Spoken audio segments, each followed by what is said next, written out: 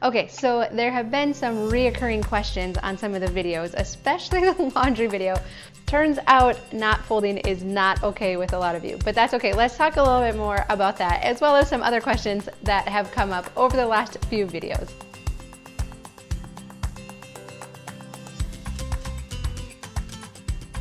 Well, hi, I'm Dawn from theminimalmom.com, and like I said, there's been a lot of the same questions that have been coming up again and again, especially over the laundry video, but a few others as well. So I thought instead of typing out the same response again and again, that I would just answer a few of those questions right here. And hands down, the laundry video has been the most controversial, and that's okay because I know that it definitely is going against the grain. But the thing that I really want to address, if you like folding your laundry, that's okay. I know a lot of people said they find it relaxing, or just having clothes unfolded is too chaotic or stressful to them. And so that's totally okay. When I was looking at our laundry system, the way I was looking at it was having a pile of unfolded laundry on the couch is worse than at least putting it into bins unfolded. And so that's kind of where that approach came from. I know I'm not the first one to come up with that idea, and I've been glad to see that a lot of you have actually implemented this into your laundry system and you don't have any problems with wrinkles, because I know a lot of people feared this system because they were worried about wrinkles. And let me tell you this also. I mentioned in my laundry video that my husband Tom is he's pretty particular about laundry too. And so we both work professionally, and he wouldn't be okay with our kids walking around in wrinkly clothes. That's just not his style. And so if that were the case, he would have vetoed this system and it would not be our system anymore. But what happens is, even though it might look wrinkly when you pull it out of a bin, as soon as somebody wears it for a few minutes, your body heat actually helps all of the wrinkles to fall out naturally. So truly, I understand if you want to fold just because you like folding or enjoy it, totally fine. But if you're not adopting this system out of fear of wrinkles, truly, I'm telling you, and other moms have said the same thing, that the wrinkles do come right out of knit style clothing. Now, if you have like cotton shirts or shirts that would normally need to be ironed, those we still hang up. So I'm not like totally crazy here. We still hang up our nice clothes or anything that the wrinkles wouldn't fall out of naturally. So please rest assured that my kids aren't going to school this week in wrinkly clothes. Okay, question number 2 is about matching socks. And I know a lot of you said that just seems odd not to match socks. Although a lot of people said too that it's like this new trend now for your kids to wear mismatched socks, which I think is super fun and really makes life a lot easier. So I failed to mention it in the video, but quite a while ago we simplified our socks. So for the boys, we have white socks and black socks, and it's not a huge sock container. Like, it's just a little bin, so they're not having to like dig through looking for hours trying to find a pair of matching socks. Like, usually they're like sitting right on top. So if you don't want to match socks anymore, I really don't think it's going to be that big of an adjustment for your family, and it certainly doesn't really take much more time to try and grab a pair of socks that haven't been folded together out of their sock bins. Okay, I guess this one isn't so much a question as a comment. Your kids do a lot on their own in the mornings, and it's true, they do. And I didn't realize until our oldest, she like actually started asking me like, can I help do the laundry? Can I help cook? And she was only 7 at the time when she started expressing interest. I wouldn't have even thought at that age to start involving her in some of these things. And now she's 8 and she can cook an entire meal by herself. Yes, it takes more time up front to teach them these things, but it is so worth it. I cannot tell you how awesome it is. And she genuinely wants to help. And so, even with my kids in the morning when they're getting ready for school, I do want them to have some responsibility, because it teaches them to appreciate all the things that I do for them, on a daily basis. And like I said in the video too, I'm helping to facilitate it when they, need help with their lunchbox or their backpack or anything like that. I'm still helping, but ultimately I do want them, to be able to get dressed on their own and, to help to make their lunch. And I feel like since we've been doing that, they value more of the things that they have, their clothes and their backpack, and taking care of those things. And I just feel like they have more balanced expectations of what Tom and I should be doing for them and what they truly are able to do for themselves. And it's been really fun too, that to see them now actually start to help each other as well. And there would be times where I'd be like, oh, can you help them? And they're like, it's not my job, it's not my lunchbox, it's not, that's theirs, whatever. But as we've just like been consistent, I'm like, no, it's okay, you have some extra time, you can help them. Now they just offer to help each other too. And so it definitely feels more like we're a team working together rather than I'm a maid taking care of everybody, because that was maddening and it's not enjoyable. And so this really it makes our mornings go more smoothly, but I feel like it's just an all around better atmosphere in the mornings as well. Okay, there's also been quite a few questions about zero waste, and I know that's a topic that's becoming a lot more popular and not something you're going to see me talking about probably, at least not in the near future. I care about the planet. I want it to be around for my kids to grow up and my grandkids and their kids and all of that. But I'm still just in this season of getting everything in our life to a place where I have more brain space and then I could take on something like that. So we're not trying to be wasteful. Like I use reusable grocery bags. Like I said, our kids' lunchbox have reusable containers in them.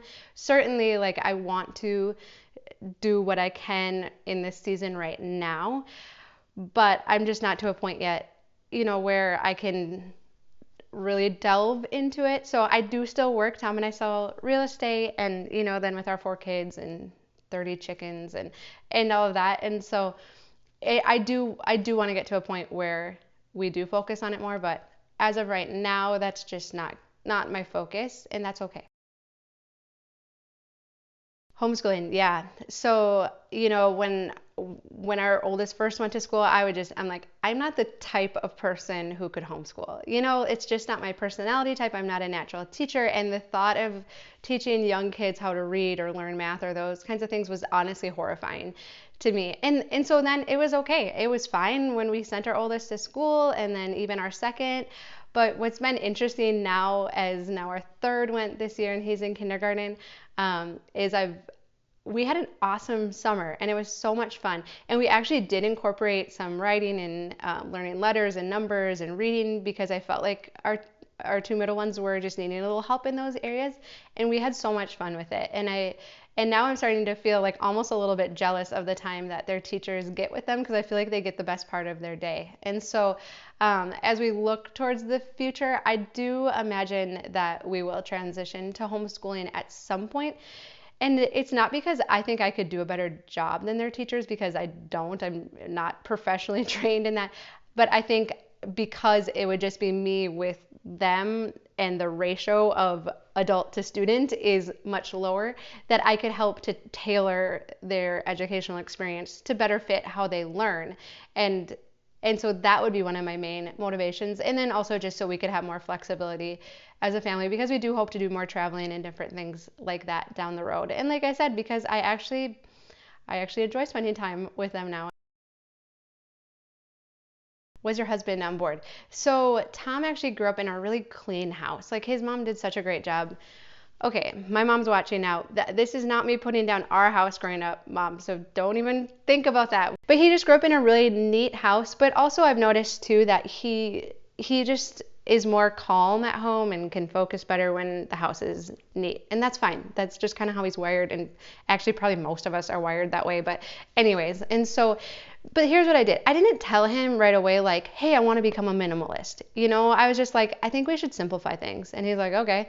And then it kind of went further and further. And then eventually the word minimalism did come up. And I shared this before, but he was like, just don't make us look weird, okay? And I'm like, okay, I can do that. And so it was it was a gradual process.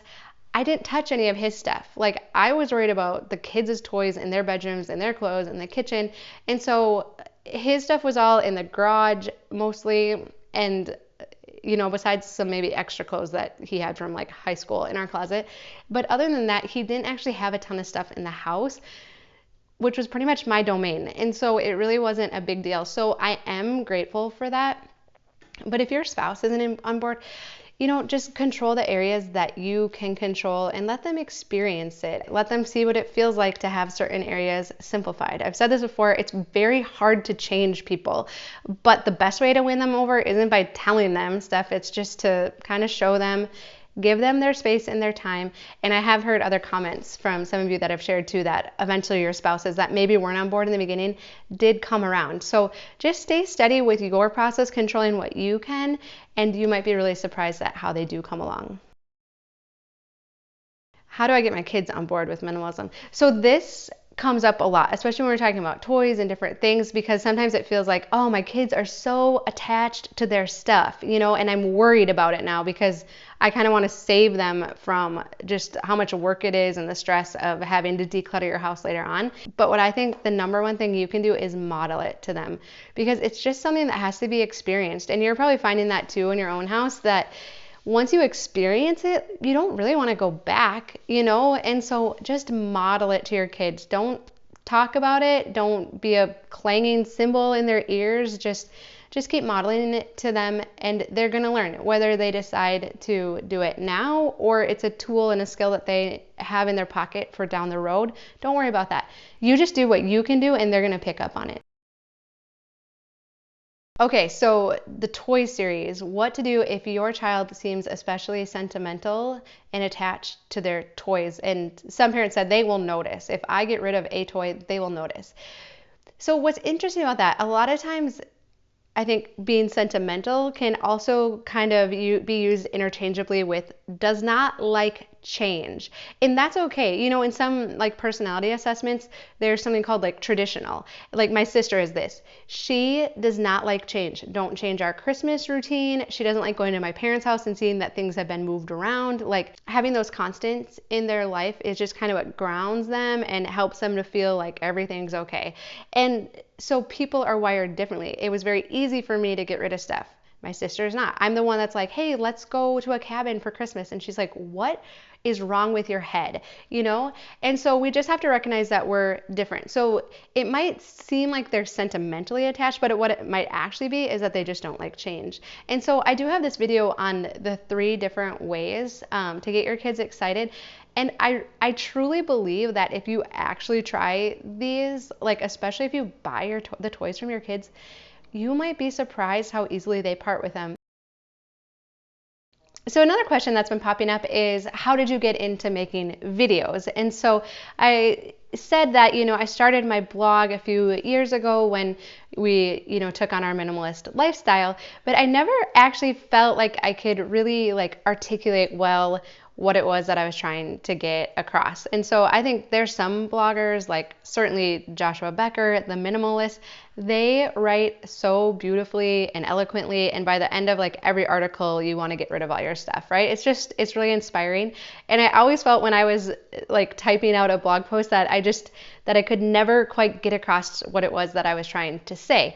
And so my background before I left working professionally to stay home with our kids was in radio, and I just felt like through that I developed some skills for being able to communicate my ideas more clearly by talking. So now being able to express my ideas through video has felt like a pretty natural progression, and I'm thankful my sister had done some video editing, so she was able to help me with that. But it's actually never been easier to create your own videos. You get a good camera, and there's all kinds of easy editing tools out there. And so I would encourage anyone who, if you have a passion or a message in your heart that you want to share, that I would definitely encourage you to do the same thing. Are you a Christian? Yes, we are, and you've probably caught bits and pieces of that throughout some of my videos. It's definitely not what my channel is about. I do feel that since we've simplified our lifestyle, it's been a lot easier to focus on our faith and just to go deeper with that and learn more about it and explore it more. What's really cool about, almost every faith walk is that they all value, passing on wisdom. And so, whether it's a Chinese proverb or Christian proverb or different things, this wisdom that has stood the test of time, you can find it almost in every religion in some form. And so really they're kind of like universal principles that just apply to life. But I hope for you too that you find that as you simplify your house, that it does give you some more brain space to just, to think about the things that are most important to you, whether it's your faith or your family, and to have more space to explore those things. Will you make videos on simplifying your kitchen, your wardrobe, paper clutter? Yes, yes, yes. All of these videos are my very next ones coming up, and I'd hope to have them out actually like about now, but we have been doing a lot of work around our house. Actually, Tom's been working really hard to bury our electric lines, and so yesterday we actually had no power, and electricity is not overrated, it turns out. And it's amazing how when there's just a lot of construction stuff going on around you, it's kind of hard to focus on things, right? Or to, like trying to do a kitchen video and there's no electricity. So yes, I'm actually really excited about these videos because I do try to take just a little bit of a different approach to all of these topics. I know there's more. I'm trying to think of what the other questions are right now. Feel free to leave them below. I would definitely be happy to answer them. And thank you everyone who has left such kind and encouraging words. I'm often blown away at how kind you are and encouraging. And so thank you. It means more than you know. I know some people have said, like, how can somebody give a thumbs down on a video? I don't think about mine, but when I watch other people's videos, I'm like, who is that person that gave the thumbs down? Because I just want to meet them and know what was going through their brain when they did that, right? And so it happens. We get rude comments from time to time, but honestly, all of your positive encouragement, it outweighs the negative stuff by so much that it is so easy just to be like, whatever, those things don't matter, and it is what it is. And so I truly appreciate it way more than you know. So thank you so much for that. And of course, as always, the best compliment you can give us is a thumbs up. Be sure to subscribe. And like I said, leave more questions below because it's fun to visit with you in this way.